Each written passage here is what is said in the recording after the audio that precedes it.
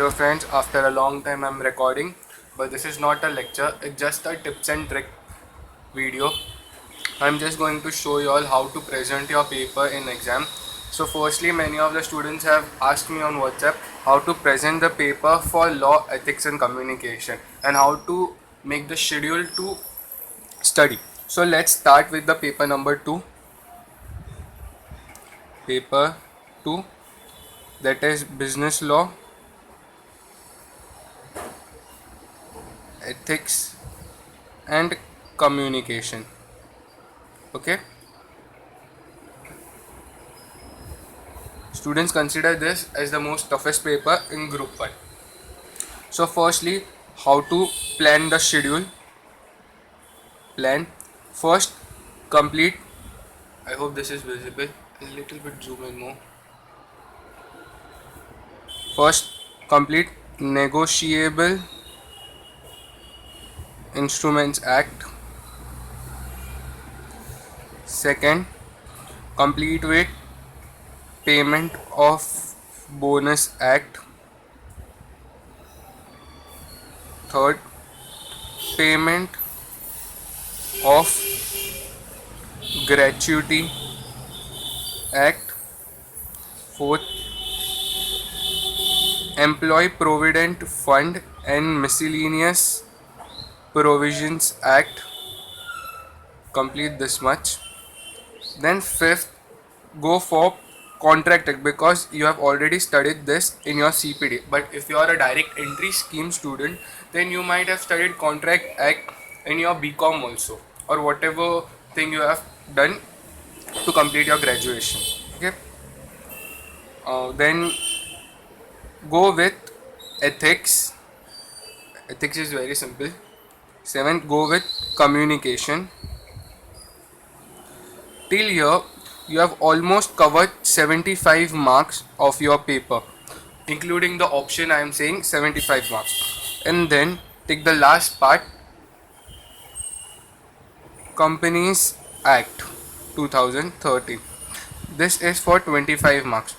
But you don't need to study the entire Companies Act. There are specific things that only you have to study. Otherwise, you have to ignore few things. For 25 marks, they will ask from particular things only that I'll let you know. Okay, then I'll write it over here. So firstly, if you all want to copy this, you all please pause the video and copy this much.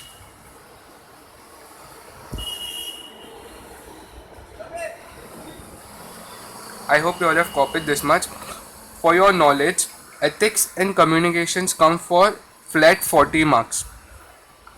Okay, it comes for this both chapters, that is ethics and communication. Will take it as a chapter, not as a subject, so that will make us easy to understand. It comes from compulsory question to the last question, that is the question number 7. So you have to be well with this. Even if you don't start with this business laws first, if you start with ethics and communication and then go to business law, or simultaneously go with ethics and negotiable and contract and then communication and the remaining 3 acts, then also you will be easily covering this. You should cover this much ethics and communication in 4 days, and this acts in 4 days, and the Companies Act will in all take 4 days. I'm not telling you all the entire 4 days you have to dedicate for law. You have to do accounts or costing FM or taxation as an alternative subject when you get bored with this paper 2. Okay, as you all can see, I'm still not well, but I am recording the video and there are lot of personal issues. Because of that, I am not recording the lectures, so please don't be angry on me. So I hope you have copied this much, or if you have not, please pause the video and write the days. We'll move on to the presentation later, but I just wanted to show you all that I had made notes for this is ethics. I have made notes in my own written handwriting. If students you all want it, see, I have made acronyms also to remember. This are for easy remembrance. If you all want it, then I have to click photo and make it in a PDF form and post it to you all. So if you all want it, then only I'll make it. So if you all want it, please put a comment in the comment section below the video. Then only I'll make that and make a separate video, and in that video's description I'll give the link of that PDF. So this is made for ethics as well as for communication, that is for your easy understanding, and it is from practice manual only. If you all, at most if you all want it, then only tell me, because I have lot of work to do. If you all need it seriously, then only I'll make it. Okay, and now let's move on to the presentation part. The presentation, why we have to present. Many of the times you might have heard from your coaching teachers that presentation is not a matter of concern in CA exam, but it is a matter of concern. The matter of concern is how, we'll see. Firstly, if this is the answer sheet, please don't write the question number at this corner. Write the question number in the middle like this. See, write the question number first.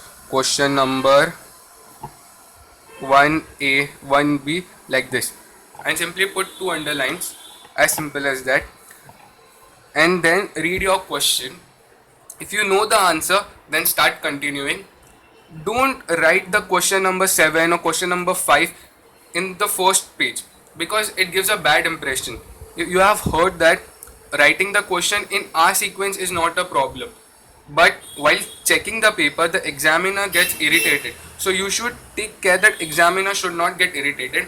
You leave the pages, you read the question, and if you know the answer but you feel that you are not at that mark that you will get a good marks for that, so just leave the pages. How much ever you feel it will take to complete that answer, leave that page and move to the next question.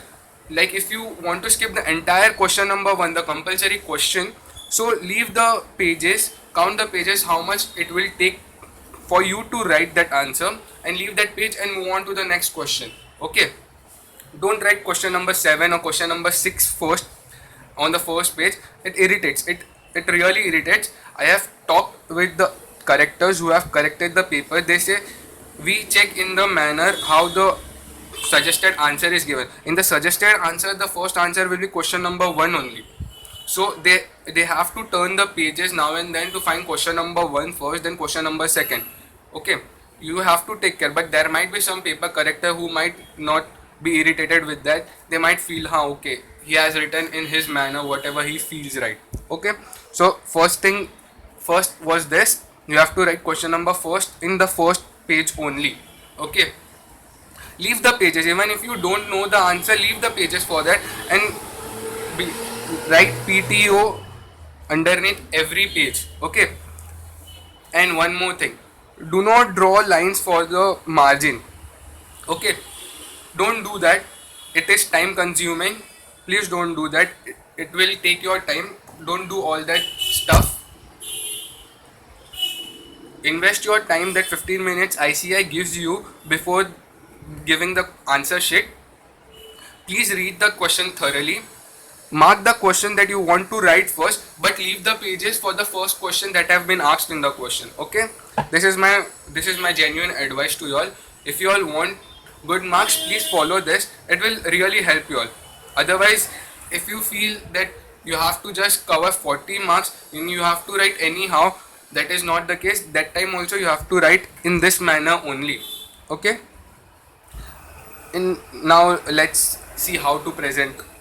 If the question is of any act, the first thing you have to write the section related to whatever question it is, section, and then the let's assume section 1, and then the act respective. Okay, the respective act, right? It will take you all 2 to 4 lines, that is, it becomes one para, so it will cover this much part of your page. Then write the solution for that question. The question have asked any practical question to you all, then write a solution for that. Just a second. Then write the practical part, and in the last, the practical part is the part that you have to explain what is your understanding regarding the question, so that you can frame it on your own. But the section should be quite appropriate, and quote the sections only if you know. Don't bluff in the exam. write the act name, because after reading the question it is quite obvious that you all won't be knowing the act with the proper dates of the act. Okay, write the practical application and then write conclusion. This is for all the acts like Companies Act, Negotiable Instrument Act, Contract Act, Payment of Bonus Act, Payment of Gratuity Act, EPF and Miscellaneous Provisions Act. Okay, then how to present for ethics and communication. Ethics and communication you have to present in the manner how the practice manual has present. In ethics and communication, the questions are asked directly. You have to write particularly about communication, or sorry, not communication, about principles. Let me see the questions first. What are, see, they might ask direct question like what are the social sins listed by Mahatma Gandhi, or they might ask sources of ethical standards. They might ask this all direct question, and the presentation is given in my notes. If you want it, I'll make the notes in a PDF format and upload it for you. Okay, so there is no fixed pattern for ethics. In the notes there is the pattern. You can take the notes and understand it, and it is from practice manual only. Don't think it is something different, but acronyms are there which will make your life little bit easy to remember the sub points, and if you remember the sub points, automatically the matter inside the sub point will be recalled. Okay, so we have completed with the paper 2. Now let's move on to paper 1. Paper 1 is the most important paper because it depends on paper 1 accounts how your future paper will be going. If your first paper goes not so good, then it is a matter of concern to you. You will go home firstly, you will start checking your answers from the question paper and from the books what you have referred. Doing that is absolutely right, I feel, at an extent. But if you have done something wrong and sitting and crying for that is not a good thing for a CS student. You have to leave what is you have done. You have to look forward for your next paper. I have taken paper 2 first and paper 1 second. Why I am telling? Because for paper 1 we can give 4 to 5 days completing accounts, but for ethics, communication and business law we just only get 1.5 day. So you can score good marks over here, but here is a matter of concern. After giving 4 to 5 days also your paper doesn't goes well, then you are definitely going to do something wrong over here, because you all might be tense. My first paper didn't go well, how might the second paper come and all. So study your second paper very well in advance. Even though if your paper goes not so well, then it is not a matter of concern. Okay, so firstly complete accounting standards. Accounting standard videos are uploaded. Complete that. Then do amalgamation properly. Then do I'll refer partnership at the last. Don't ask why. Amalgamation second. Then do internal reconstruction. Then do insurance chapter. Insurance chapter is very easy. Then do PPI. Then do let me recall the chapters. PPI. Then do self-balancing ledger.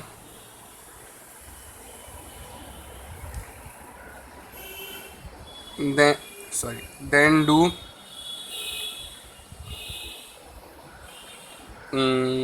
bonus. Then we have chapter self-balancing we have done, then bonus. Then we have investment chapter. This is also an important chapter. Investment, I think I have given the video lecture for this chapter also. Investment. Then we have, then go for partnership. Okay, don't go in the first place for partnership, because partnership is a big chapter and it is very time consuming. Please take it at the last place, because if you are doing amalgamation and internal reconstruction, it is also a big chapter, and comparing partnership is as good as big as this chapters. Okay, so complete this two first and take this at a last place, then go for average due date, account current, then we have, then do NPO 12 and then do single entry. So I'll advise how to study single entry to you all. Firstly, single entry you have to make trading account, PNL account and balance sheet of last as well as current year if asked in the question for missing data. Okay, so this is something, if you have done all the above chapter properly including NPO, then your single entry is very easy for you all. You just need to open the practice manual and just audit the sums. You don't need to sit and solve, but the above chapters you need to solve. If you keep partnership as an option for the exam, it will also do, but I'll advise not to keep partnership as an option because sometimes the sums of amalgamation and internal reconstruction are set very difficult. So if partnership sum is easy, you can crack that sum. I just wanted to share the NPO notes with you. Just take it. If you don't understand after reading the NPO notes, ask me in the comment section. I'll explain you what is that, or I'll make an explanatory video. But give a try. So please, if you want, pause the video and copy this much first.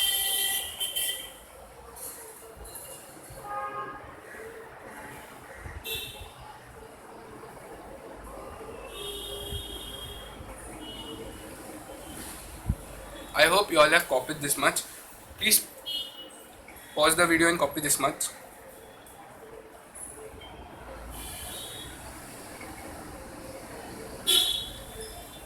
I hope you all have done. 13. Do cash flow. Do cash flow before single entry. That is, take cash flow on 12th because cash flow is also an important chapter before solving single entry. And then whatever the remaining chapters are there, do it after this. Okay, this many chapters I find very important and you should be having grip on this chapter. Then easily you all can cover 50 and above. Now how to present sums. You all don't waste time drawing lines over this edge because it's waste of time. Instead of drawing that lines, draw lines for ledgers and journal entries. It gives a good impression. Trust me, it gives very good impression if you do that and do write sum on that. It hardly takes time because 11th and 12th you all have already learned how to make lines fast. So that's not a difficult thing to do and that is not at all time consuming. Doing sums like single entry, then self-balancing ledger, then investment account. If you don't draw proper ledgers, then you all might yourself do something mistake. Okay, so please draw lines. It's my genuine advice to you all. How to write AS, I have already made AS videos, so I have explained there how to write AS videos. How to solve amalgamation sums. Before solving the amalgamation sum, I'll advise you all to write AS14. AS14 theory is given in the accounting standard chapter. Read that, or else it is given in amalgamation chapter also in the practice manual. Read that and write AS14 amalgamation and write little bit introduction about that and then start solving the sum. It will add 1 marks, at least 1 marks in your solving this sum. Okay.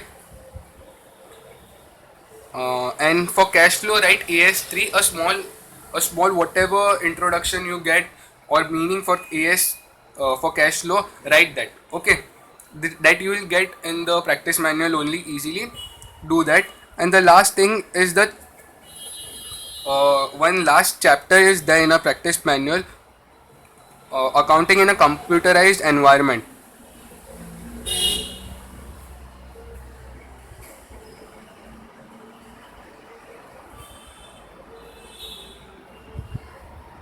Do this chapter.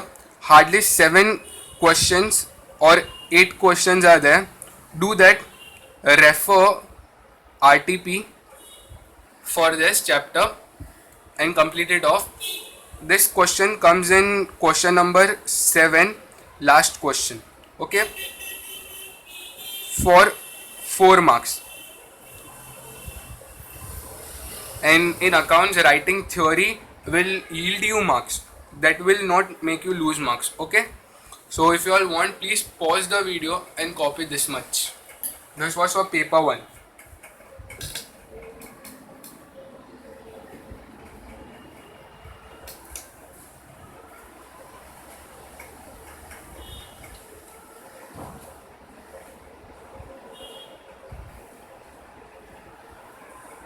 I hope you all have copied this much. Now let's move on to paper 3. Cost accounting and financial management.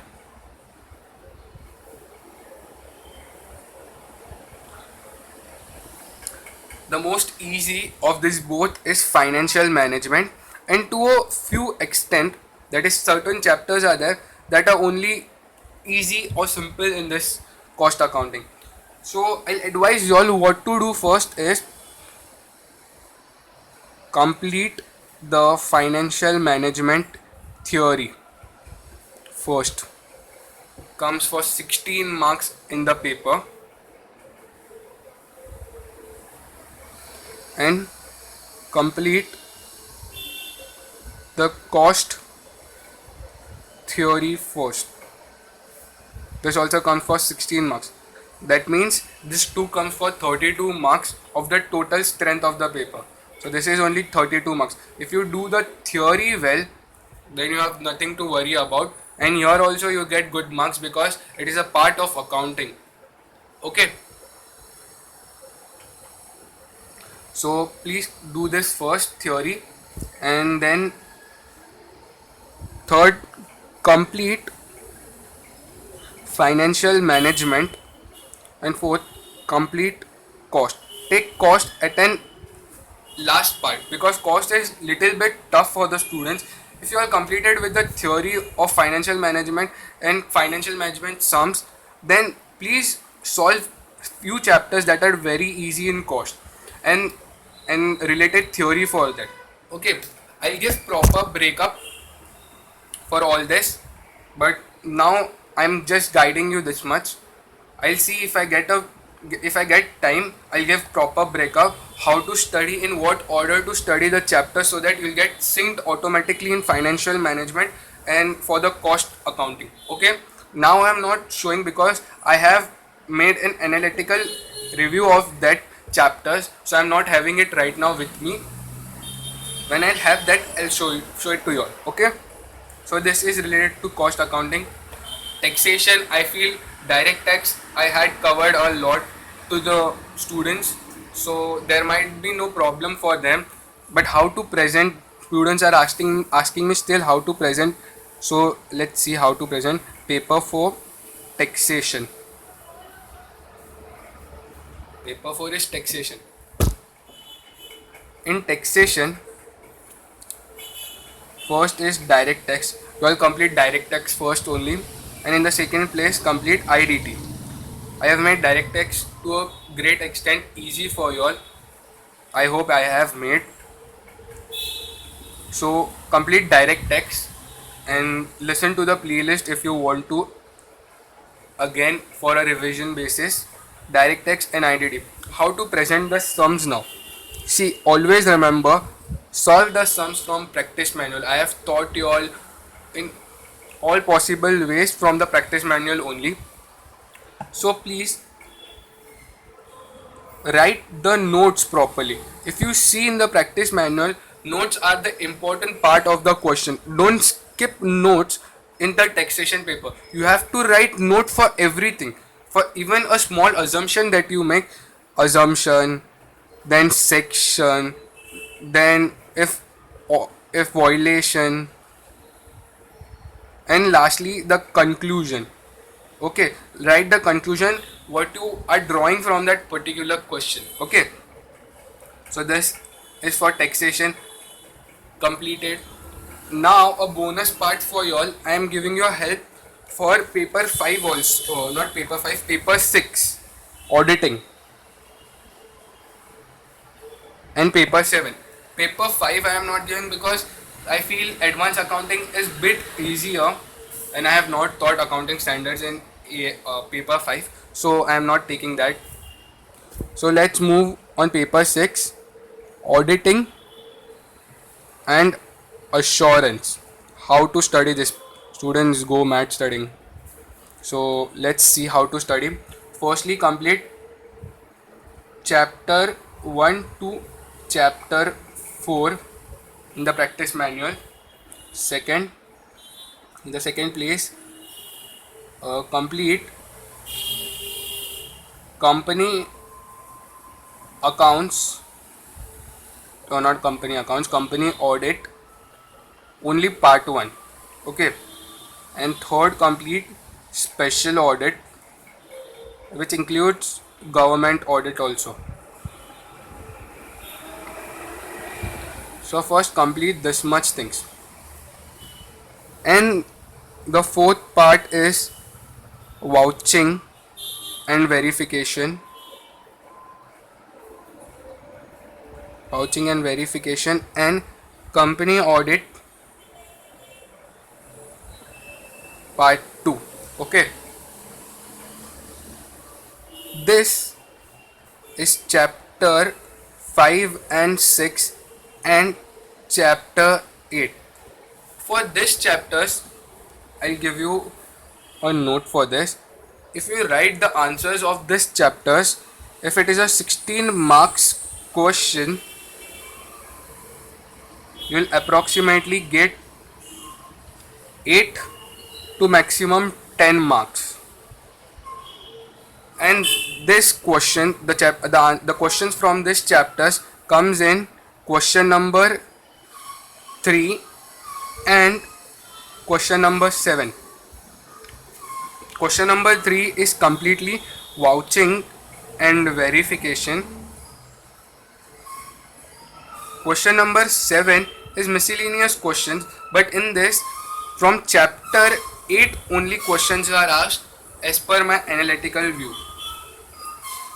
Okay, so in chapter 1 to chapter 4, to be precise, from chapter 1 to chapter 3, you all will be covering all your accounting standards. All the accounting standards are covered from chapter 1 to chapter 3. Few will be covered in company audit, that is SA 700, SA 705, SA 706. Okay. So while studying company audit part 1, we'll cover it over there.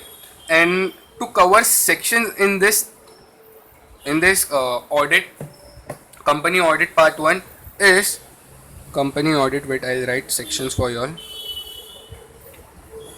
And again I am saying, if you want my company audits note for auditing, again let me know. Just a moment, I'll show you all. If you all like it,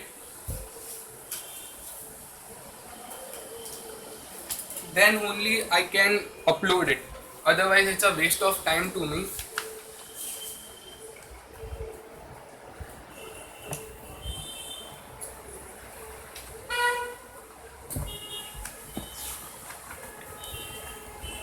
I have made notes. So please pause the video and copy this for Companies Act 2013 auditing. These are only the sections, and the crossed ones are the ones which are not related to us. Okay.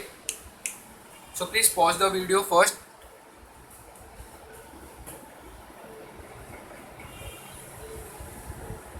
I hope you all have paused the video and copied this much. Okay. So I'll just show you all my notes. Just a second, I have got a call. So these are the notes. These are very helpful. If you all want it, then only I'll make a PDF format and provide it to you all. It's my all handwritten notes. If you all want it, then only I'll provide you all. I hope you all have written company audit section. Only that many sections you have to study for company audit, and this is very simple. Okay, so we have covered this much. I have told you in chapter 1 to chapter 4 we'll be covering all the standards of auditing, and in the company audit part 2 it is also a part of vouching and verification type. If you all avoid it, or if you all avoid vouching and verification and company audit part 2 completely, then also you all be scoring good marks, because it is a bunch. I am just advising the students who have not started auditing yet, but who have started auditing yet, for them there is another piece of advice. So just be patient and listen the video. If students have not started, so firstly complete chapter 1 to chapter 4, then complete audit, company audit. This is very important, and the special audit. Here only, over here you have completed almost 80 marks. Okay, almost 80 marks you have covered over here, and in vouching and verification 20 marks is there. Okay, if you see all together, only this much part will be coming for 100 marks also, and you can skip this for as an option, because the in exam total paper is of 116 marks.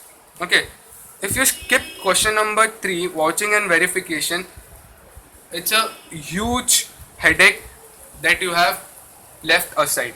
Okay, because chapter number 5 and chapter number 6 is almost 120 pages, and there are so many questions that are almost similar. So I just advise you all to just give one read, only one read for vouching and verification. Because what is vouching and verification? It is a practical application. If you give one read also, you will be getting synced with that. But don't spend more time on vouching and verification and be happy like I have completed 2 chapters of auditing. But these 3 chapters what I have written are of least importance in the paper only, but in the practical life they are of maximum importance. The entire auditing and assurance is of lot of importance. So for exam point of view, if you write vouching and verification, you will get maximum 8 to 10 marks. So if you avoid writing this question number 3 and move on to some other question, you might get more than 10 marks, that is 12 marks and all. And to let you know also, it will be quite discouraging for you all. The question number 1 of auditing and assurance, that is the compulsory question, out of 20 marks, there is high chance you will get maximum 10 to 12 marks. So be prepared for that. Okay, I hope this much is clear to you all. Now let's move on to the last part, paper 7A, that is IT. Lot of headache for IT students are finding. I am giving you all a big advice. If you find it right, then only take it. Otherwise, no abuse, no negative comments in the comment section. If you don't like, please ignore it. But if students like it, please follow it. And I have seen this pattern. I've analyzed the question paper and it is very helpful. Just listen. In question number 1, that is the compulsory question of paper 7A, from chapter 1 to 5 questions are asked. Question number 2, chapter 1 questions are only asked. Question number 3, question number 4, question number 5, question number 6.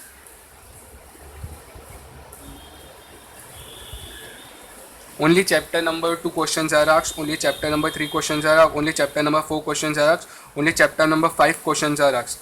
In question number 7, from chapter 1, 2, 3 and 5 are maximally asked, or if we take 4 also, then also I am explaining you all.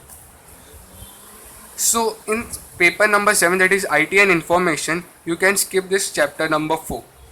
Okay, because in question number 1 compulsory questions, it is an observation that chapter number 4 is rarely asked. Even if it is asked, it will be asked for 2 marks. So you can afford 2 marks loss. Okay. Here question number 4 is of 8 marks. If you are skipping this entire chapter, you are skipping almost 30 pages. That is time consuming, and it is quite technical also. my advice to you all is do chapter number 3 very thoroughly. It is the most important chapter. It is the most important chapter. So even if in question number 7, from question number 7 we have to write 4 questions out of 5 questions. So you can skip again question chapter number 4. But if you are good with your chapter number 4 and if you want to skip some other chapter, you can skip chapter number 1. Okay. Chapter number 1, why? Because in chapter number 1 there is flow charts. And if you are not good with your flow charts, then you can skip chapter number 1 and you can cover 2, 3, 4 and 5. But study chapter number 1 theory part. Okay.